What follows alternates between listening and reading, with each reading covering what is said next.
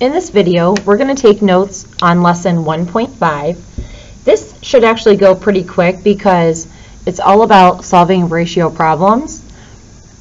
I can solve real-world problems involving ratio relationships by using bar diagrams, double number lines, and equivalent ratios. So it's just giving you an idea of working with all these different ways you can visualize equivalent ratios. And then by the end of the lesson, when we start working on the practice problems, you'll have a choice in just how you want to solve the problem.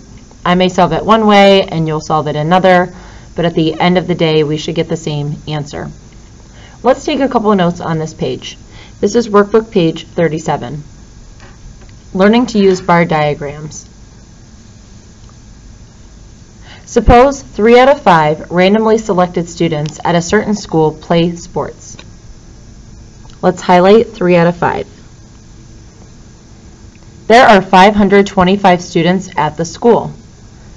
As I'm reading, I'm thinking about what does that number mean? That is a total number of students. You can create a bar diagram to predict how many of the students play sports. Step 1, draw your bar model. It says 3 out of 5. When I see out of, that means I'm only going to have a bar model with the total number of bars, so 5 total bars. It says draw a bar and then divide it into 5 equal sections. Step 2, we're going to shade and label. So we're shading in 3 out of the 5. At the top, we're going to label 525 students because if I have all 5 boxes, that is all of the students. Down here, these are the students that play sports, and the other 2 boxes left do not play sports. Find the values of each section. Now that I know this, I have to take 525 and I'm dividing it equally into those 5 boxes. So over here, I can see 525 divided by 5. And they already solved it for me. I'm just highlighting it. That's where they got the 105. Finally, you can answer the question. We need to figure out how many students play sports. It says 3 times 105 is 315. Let's go to the talk about it. When thinking about the ratio of students who play sports to the total number of students, is it easier to think about 3 out of 5? Or is it easier to think about 315 out of 525? Well, you're right. If you're sitting there thinking 3 out of 5, I agree. So we're writing 3 out of 5 because you can visualize a smaller number.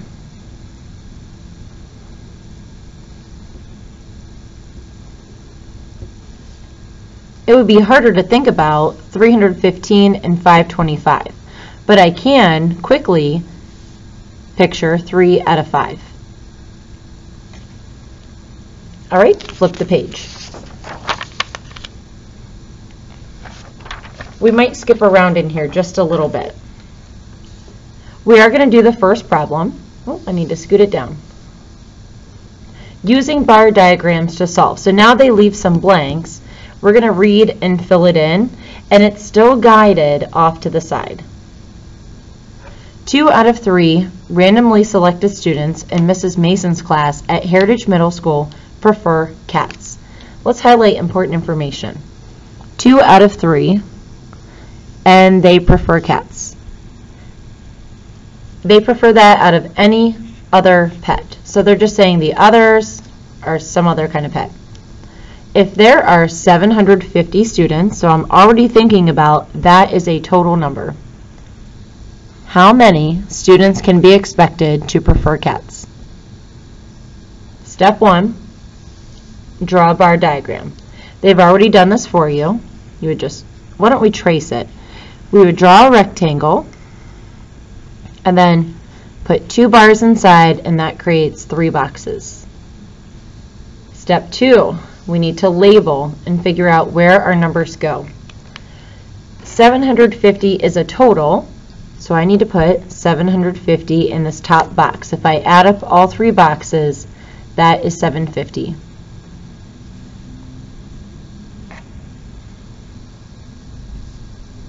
Let's keep going. Step 3, find the value of each of those sections. I'm going to rewrite 750 back up here.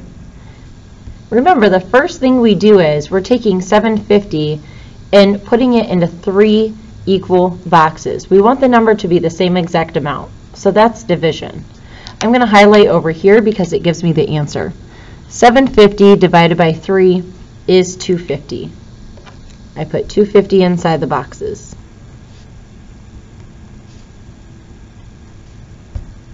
Now I know that 2 times 250 is 500, so 500 students prefer cats.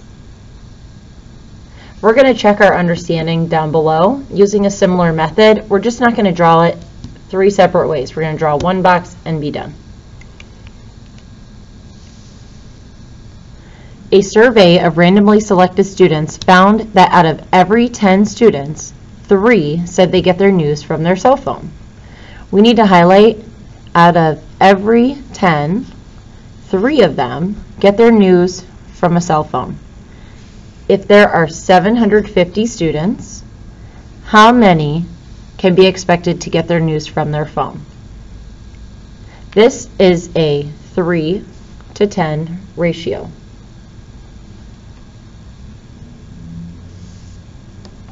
I'm going to draw 10 boxes first. Well, actually, I'm just going to draw one big rectangle and then I'll slice it into 10 boxes, but sometimes I get a running start. I do something like this. 1, 2, 3, 4, 5, 6, 7, 8, 9, 10. So I gave myself a running start with a rectangle, and then I started counting because it's easy to add boxes on rather than take them off. We need to label it. If we add up all of these boxes, it should equal 750 students. We know 3 out of the 10, so 1, 2, 3, get their news from their cell phone. The rest of these are some other source. The first thing we want to do is figure out 750 divided equally into the 10 boxes. So off to the side, I'm going to do 750 divided by 10. Go ahead and do that on your calculator. We get 75. That's the number that goes inside all of the boxes. I'm only going to put them in the first 3 because I don't care about the rest of them. I only want to know how many students get their news from a cell phone. Now we have to figure out what is 75 3 times. You can do that on your calculator as well. 225. And that answers our question. Let's go to the next page.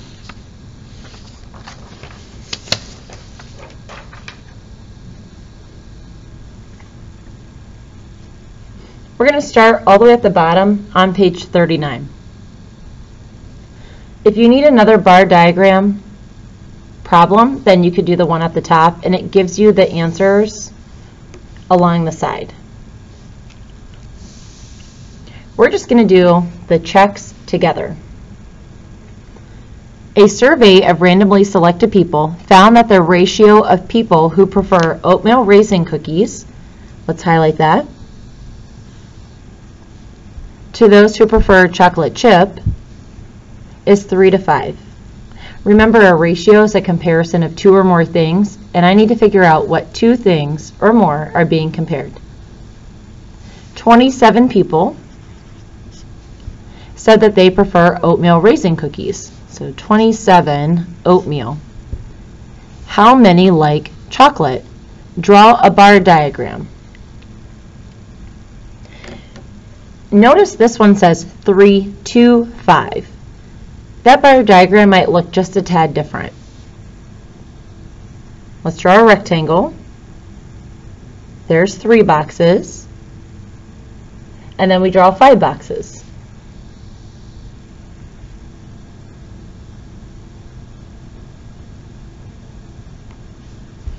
And we're going to label it the order in which it came in the problem. Oatmeal to chocolate. So this is oatmeal, chocolate.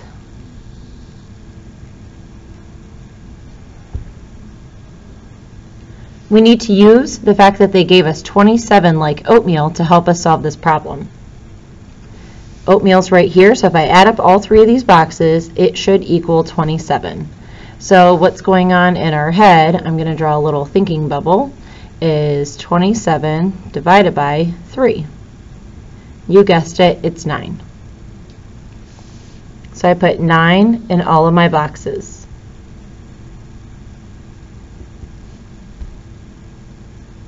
Now that I know that, I can figure out, and I can visually see how many people like chocolate. 9, 5 times is 45.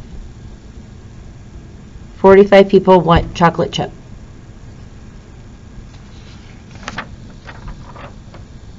We're going to go to page 41.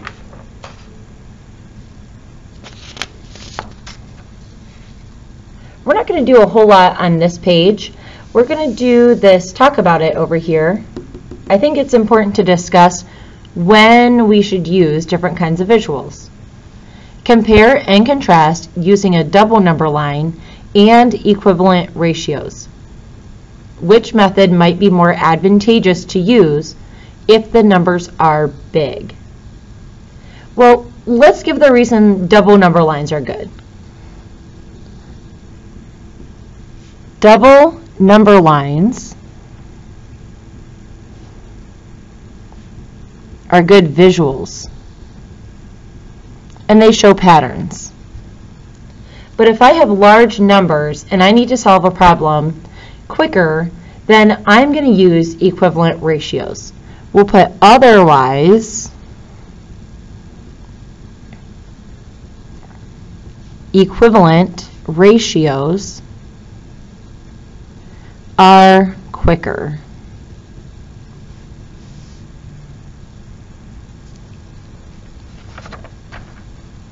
We are going to skip all the way to your practice problems on page 45, and for that reason I'm going to make a separate video just for practice problems.